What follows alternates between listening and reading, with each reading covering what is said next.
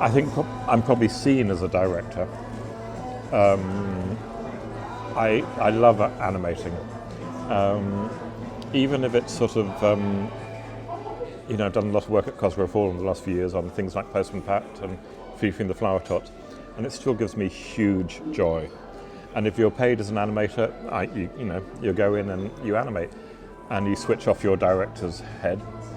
You can offer suggestions if you can see a more economical way of doing something, but the sheer joy of animation has not dimmed in the 33 years that I've done it.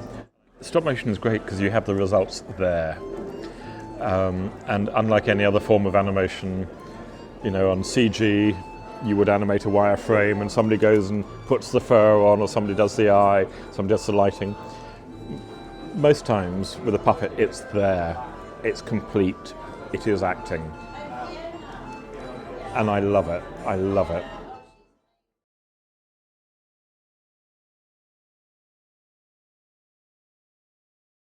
How we worked on Wind in the Willows was unique, and I don't think happens now, and I don't think it should happen now, actually. I was cast as Toad. My particular sort of qualities were suitable for Toad, but I was also doing Ratty, and nobody else touched Ratty. So if there was a scene between Toad and Ratty, you did both characters, which is lovely because you can get a timing and they can react to each other. But if there was a scene between Toad and Mole, somebody else was doing Mole. And we thought this was good because the personality would reflect in the animation, but the timing was way off. Unless you're saying, what are you doing now as Mole? What are you doing? What are you doing? What are you doing? I'm going to reach my hand out. Oh, you've gone. Unless you really communicate, it's them and us. There's a barrier between them. And a lot of my films have sex in.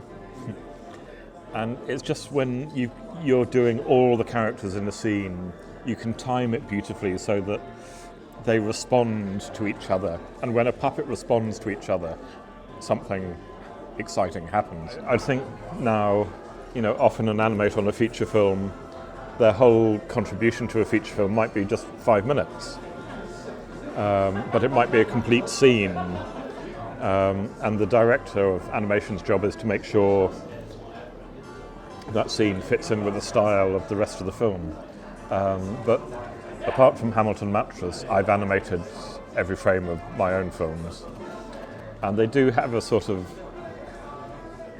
they react to each other, and there are quirky things going on that may not have happened if I'd done lots of rehearsals, or if I'd done a walkthrough and a rehearsal and a take and then another take. That might have been lost. I would look at my animation and it's pretty rough to me. It's pretty rough. But it has a energy, I think, and a spontaneity, which is, I try for, I think, yeah. So I would say to animators, do the whole scene, but it may not result in you doing the whole film. But work with the animation director to establish the lexicon of movement that character has. Don't do anything out of character. You can bring stuff to it, but you must have parameters of how that character behaves.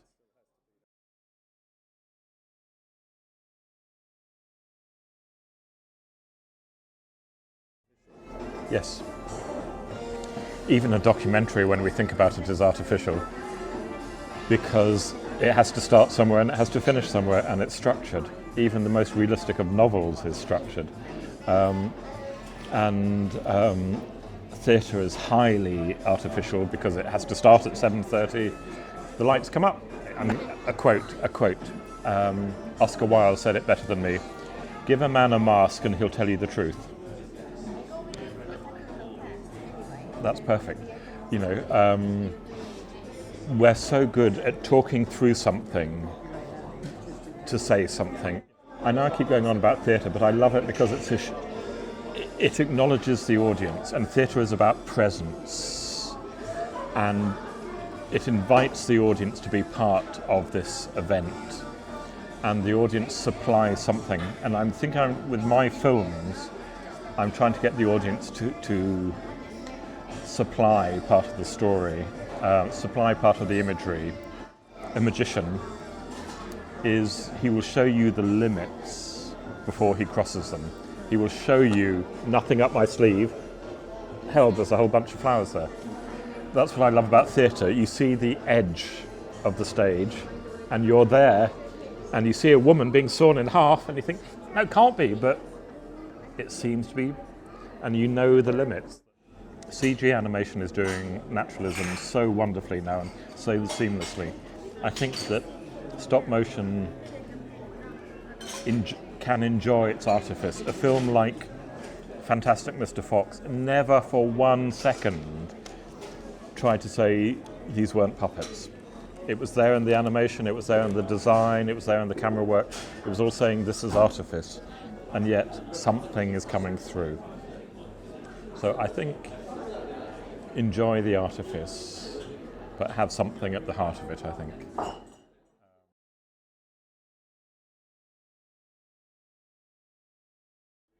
I'd love to find out when we first heard the word animation. And it's funny, you look in the jobs page or something like The Stage, and you see animator wanted. And what that is actually is, in that context, it's a choreographer, somebody who writes down movement. Or if you see summer camp, animators wanted, and I thought, oh yippee, I'll go to America for the summer and animate. No, what it means is you're in charge of children's activities. Okay, I will define for me what stop motion is. I think stop motion is creating on film the semblance of movement through moving